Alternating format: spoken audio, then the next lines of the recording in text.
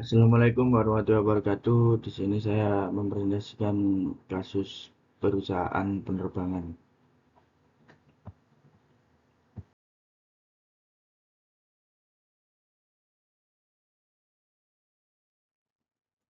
Yang pertama, masalah korupsi pengadaan pesawat PT Garuda. Terdapat penyimpangan dalam proses pengadaannya. Penyimpangan diduga terjadi karena pihak Garuda tidak melakukan kajian feasibility study, business plan rencana pengadaan pesawat, termasuk memuat analisis pasar rencana jaringan penerbangan, dan analisis kebutuhan pesawat. Selain itu, proyeksi keuangan dan analisis risiko juga tidak disusun atau tidak dibuat secara memadai berdasarkan prinsip pengadaan barang jasa, yaitu efektif, efisien, kompetitif, transparan, adil, wajar, serta akuntabel. Kedua, proses pelanggan dalam pengadaan pesawat swap CRJ-1000 maupun pesawat turbo ATR-72-600 mengarah untuk memenangkan pihak penyedia barang jasa tertentu, yaitu Bombardier dan ATR. Ada pengarahan untuk mengambil satu jenis pesawatnya. Akibat dari pengadaan pesawat tersebut, telah terjadi penyimpangan dan mengakibatkan PT Garuda Indonesia Tbk mengalami kerugian dalam pengoperasional pesawat CRJ-1000 dan ATR-72-600. Teori kasusnya yaitu pengawasan dan kontrol internal. Pengawasan yang lemah memungkinkan terjadinya korupsi. Sistem kontrol internal yang efektif dapat terdeteksi dan mencegah perilaku korupsi. Jika PT Garuda memiliki sistem pengawasan yang longgar, ini memberikan peluang bagi korupsi untuk terjadi tanpa terdeteksi. Yang kedua, pelatihan dan kesadaran etika. Pelatihan yang memadai tentang etika dan kepatuhan dapat membantu mencegah korupsi. Karyawan PT Garuda harus menerima pelatihan tentang nilai-nilai perusahaan, etika, dan bagaimana melaporkan perilaku mencurigakan. Di sini solusi kasusnya. Solusi kasusnya sistem pengawasan dan kontrol internal yang kuat. Pengawasan yang efektif dapat mencegah dan mendeteksi korupsi. PT Garuda harus memiliki sistem kontrol internal yang mampu mengidentifikasi aktivitas mencurigakan dalam proses pengadaan. Audit internal yang dapat independen dan menyeluruh dapat membantu memastikan kepatuhan terhadap prosedur dan regulasi. Kedua, kepemimpinan yang beretika dan akuntabel. Kepemimpinan yang etis menjadi kunci untuk menciptakan budaya anti korupsi. Pemimpin di PT Garuda harus menjadi contoh perilaku yang sesuai dengan prinsip-prinsip etika dan transportasi. Kepemimpinan yang akuntabel akan mempengaruhi sikap dan perilaku karyawan lainnya. Yang ketiga, pelatihan dan pendidikan tentang etika dan anti korupsi. Pelatihan berkala tentang etika, anti korupsi, dan kepatuhan terhadap hukum adalah cara efektif untuk meningkatkan kesadaran karyawan. PT Garuda harus menyediakan pelatihan ini kepada semua karyawan, terutama yang terlibat.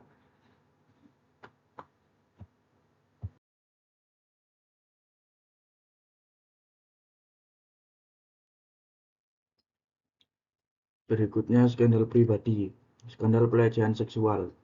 Kasus di mana seorang karyawan perusahaan penerbangan, mungkin pilot, pramugari, atau eksekutif, terlibat dalam perilaku tidak pantas atau pelecehan seksual terhadap karyawan lain atau penumpang.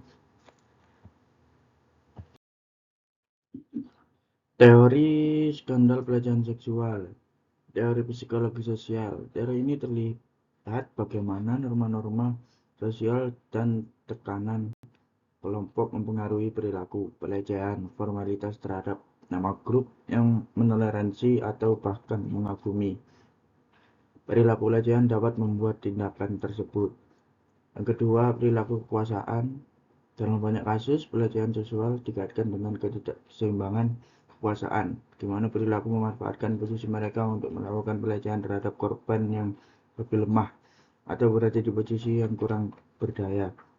Teori ini mengemukakan bahwa pelecehan seksual lebih berkaitan dengan kekuasaan dan kontrol daripada hasrat seksual.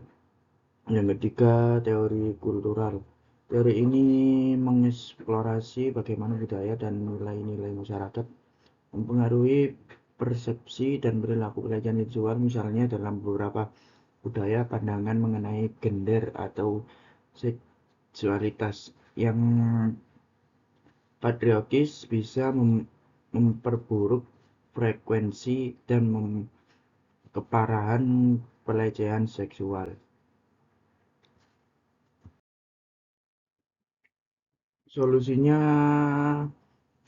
tidak terjadi pelecehan seksual, yaitu satu, pendidikan dan pelatihan, memberikan pendidikan tentang kesetaraan gender dan konsen atau persetujuan sejak usia dini, pelatihan tentang perilaku dan tepat dan bagaimana mengenai serta menanggapi indikasi pelecehan juga penting bagi remaja dan orang dewasa, termasuk di tempat kerja.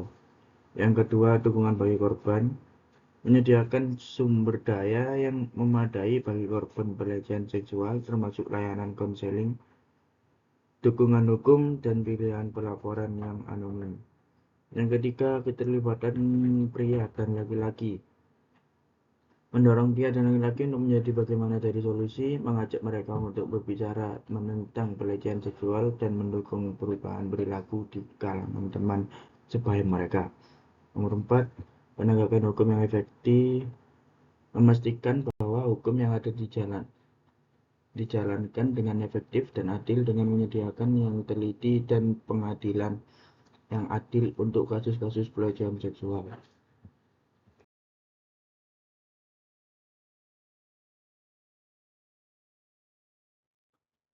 Yang ketiga, skandal profesional. Kasusnya yaitu pilot tertidur saat penerbangan. Teorinya, teori efektivitas penilaian kinerja perilaku. Teori efektivitas penilaian kinerja perilaku menjelaskan faktor-faktor yang mencoba dapat mempengaruhi efektivitas dari proses penilaian kinerja perilaku dalam organisasi. Solusinya ada sebagai berikut. Yang satu, evaluasi jam kerja. Evaluasi jam kerja adalah proses penilaian yang dilakukan oleh perusahaan atau manajer untuk mengevaluasi kinerja karyawan dan berdasarkan waktu kerja yang ditetapkan seperti kehadiran, produktivitas, kualitas kerja, dan pemenuhan target. Yang kedua yaitu angket penyesuaian kontrak kerja. Alat yang digunakan dalam konteks manajemen sumber daya manusia untuk mengumpulkan informasi dari karyawan tentang kepuasan mereka terhadap kontrak kerja mereka. Yang ketiga, melakukan investigasi dan review. Melakukan investigasi dan review terhadap flag operasi di Indonesia terkait dengan Vertigo Risk manajemen risiko atas kelelahan untuk batik air dan juga seluruh operator penerbangan. Terima kasih, sekian dari saya. Bila ada salah kata, mohon dimaafkan. Wassalamualaikum warahmatullahi wabarakatuh.